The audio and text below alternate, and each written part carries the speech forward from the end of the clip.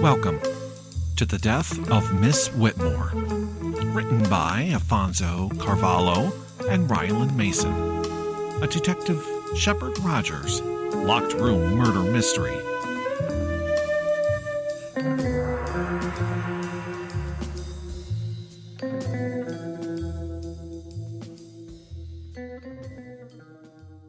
Hello everyone, and welcome to The Death of Miss Whitmore. In last week's chapter, Tyler and Henry cut their way into the second hidden room. They discover the room empty, but the dust layer has been recently disturbed. A trap door in the corner leads to a set of stairs that lead to a landing and another door. When they open the second door, they emerge into a long brick-lined tunnel that leads to a Chapter 14. Another murder. As Shepard looks around at his surroundings, he finds himself in a small clearing in the woods, with an enormous statue of a man on a horse, probably a Whitmore relative from long ago. The statue sits on a large pedestal containing the secret door. The pedestal sits in the center of a flower garden, and 4 benches sit atop a paved circle surrounding the garden. Each bench has a brass letter in the center of the backrest: N, S, E, and W. This is a beautiful little spot. Obviously, it's been here for a long time, Roger says. I think it's part of the Underground Railroad, Tyler replies. That would make sense. The house is old enough.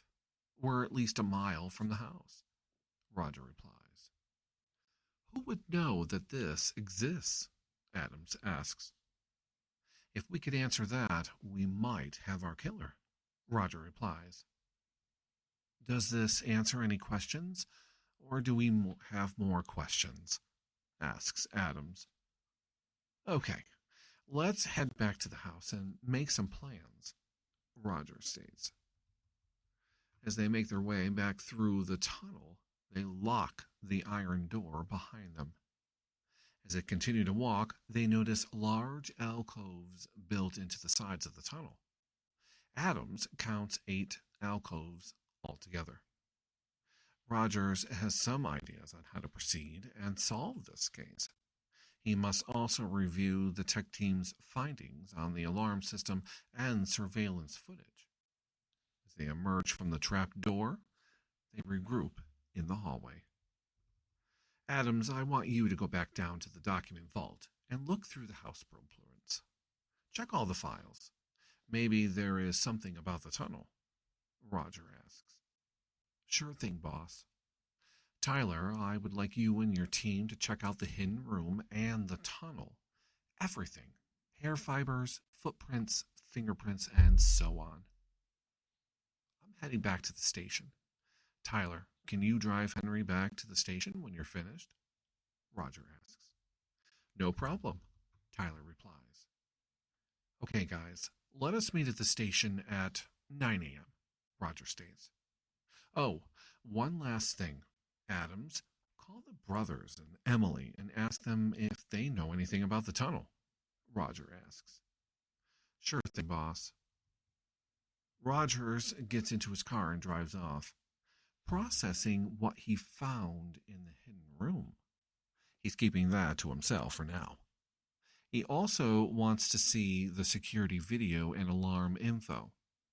He also wants to let the captain know what they discovered. While driving through town, he stops at Valley Perks and Treats and picks up his coffee. He continues to the station, parks in his parking spot. He grabs his things and the coffees. Entering the station, he heads for the clerk's office, places one of the coffees on Sean's desk, holds a piece of notepaper, thinks for a moment, draws a heart, puts the note under the coffee, and heads upstairs. He sits at his desk, fires up his computer, and opens his email. He clicks on the report from the tech teams, and it reads,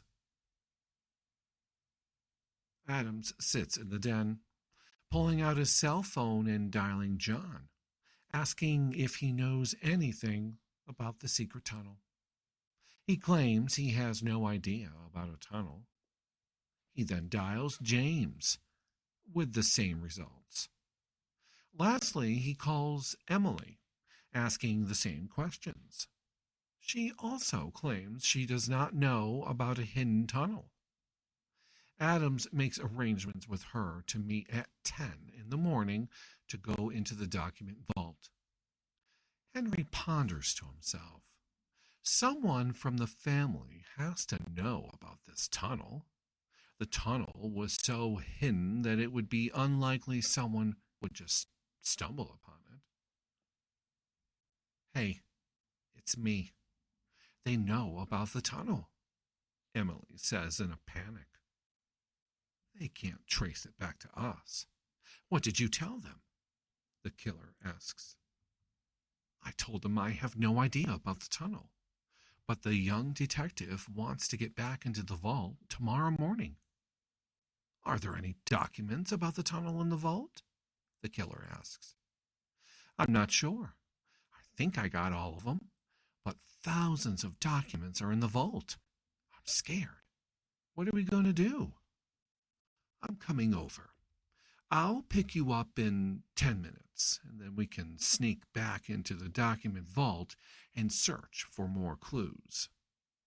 Okay, see you soon. After putting on her black sweatshirt and black hat, grabbing a surgical mask, and putting it into her pocket, she stepped outside and waited for her partner. Panic set in, and she started to wring her hands. A few minutes later, her ride shows up. He's dressed in an oversized black hoodie and a ball cap. She gets in the car, and they drive off, heading for the back road behind the estate. They put on their masks, quietly exit the vehicle, and enter the woods. A few minutes later, they emerge into the clearing, putting on rubber gloves, turning the medallion, and slipping into the secret door. He lets her take the lead as they walk for a bit. As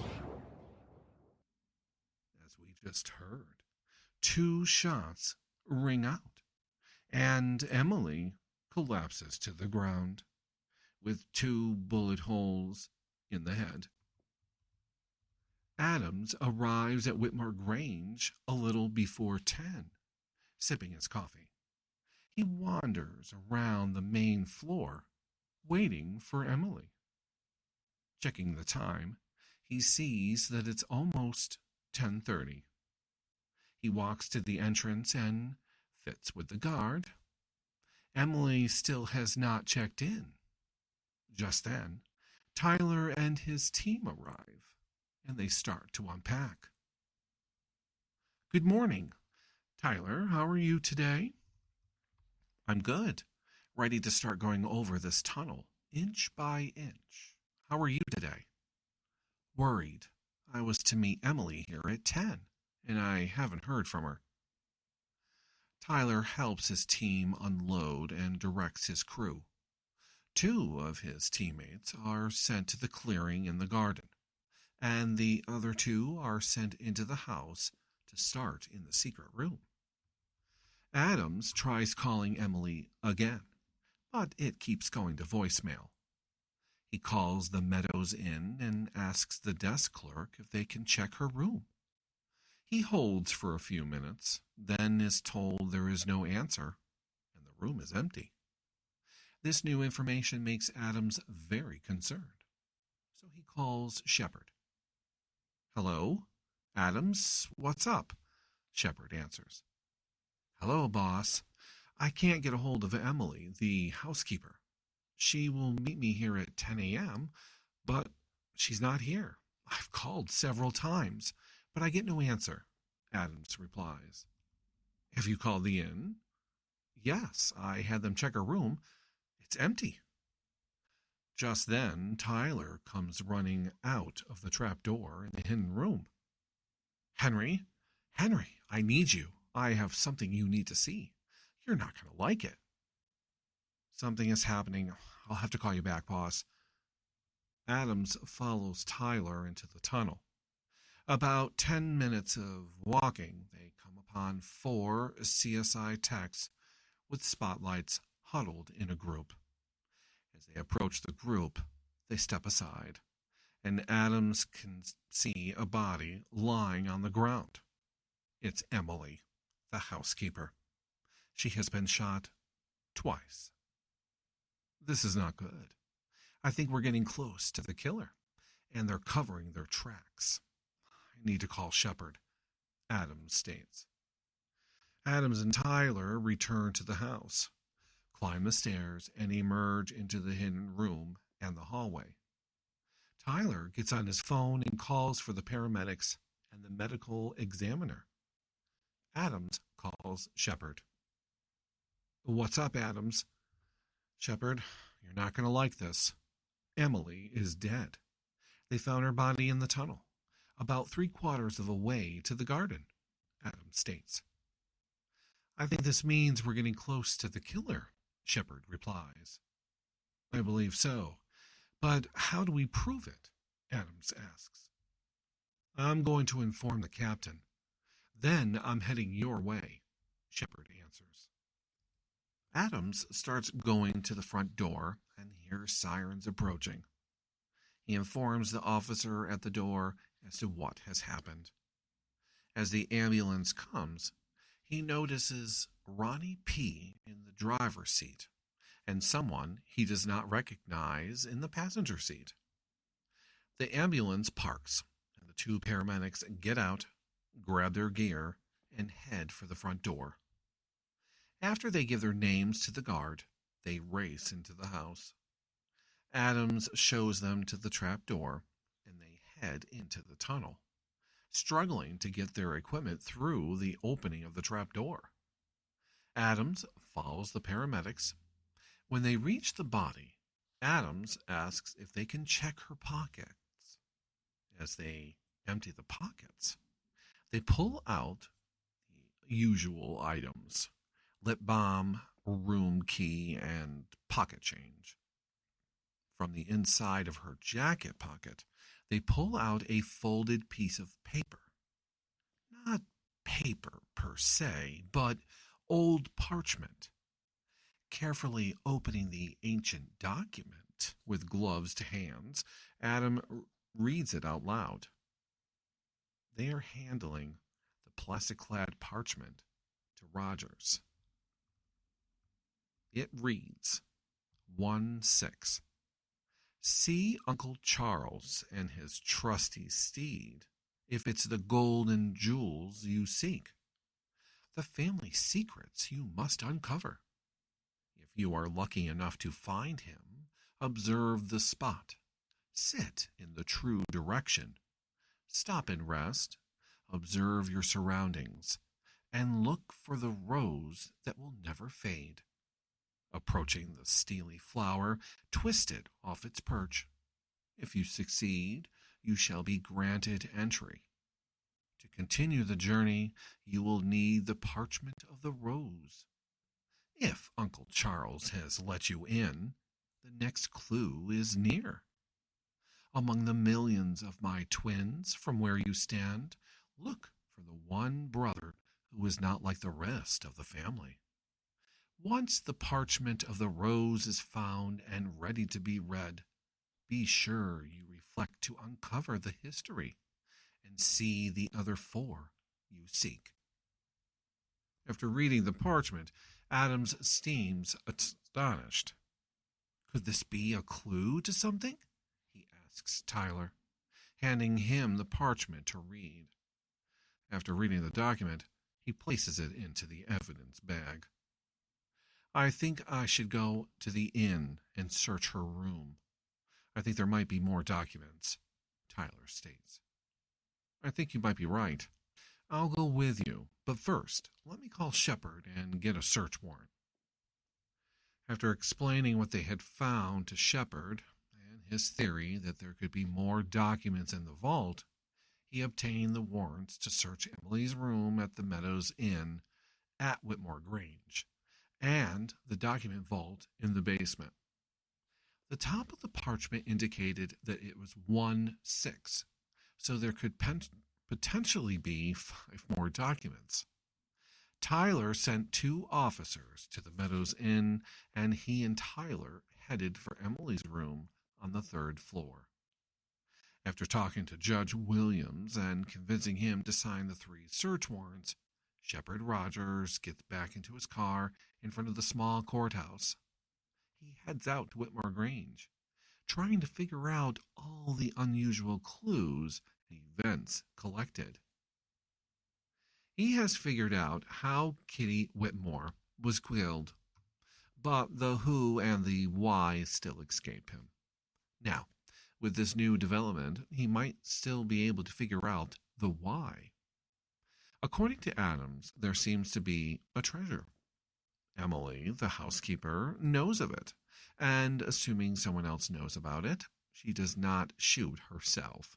So someone else knows about the parchments, probably knows more.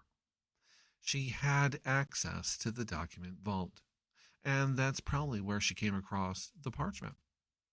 By now, the CSI team has been through her room at the inn. Tyler and Adams have searched her room at Whitmore Grange. Hopefully, when he gets to the estate, Adams will have some results for him. As Shepard continues his drive outside of town, he asks himself, if Kitty Whitmore had found out about Emily's discovery, then she would have to be silenced. So she was killed to keep her quiet. So Emily was working with someone. He would have to check her phone records, and she would have been in contact with someone else, probably one of the brothers. He will ask Tyler to have his team look into her phone records. Shepard drives a long driveway and up to the front of Whitmore Grange. As he exits his car, walks up to the officer posted at the front door, gives his name, and enters the house. He hears voices in the dining room and comes across Adams and Tyler going over papers spread across the table. In next week's chapter, another dead body was discovered, but this body holds an old parchment containing a riddle. The clue tells about a hidden treasure. Who was Emily working with? Is that why she was killed? What else does the hidden tunnel hold? More and more questions, fewer and fewer answers. Like, comment, and enjoy listening. Also, please check out more stories by Ryland Mason, including Afonso's Favorites, A Haunting in Stratton, and Jack Jameson. There are many more excellent stories, including the latest book, Found on the High Seas, in which chaos and a bad storm send the ship into a roll and capsize it, trapping everyone inside. Listen to find out what's happening.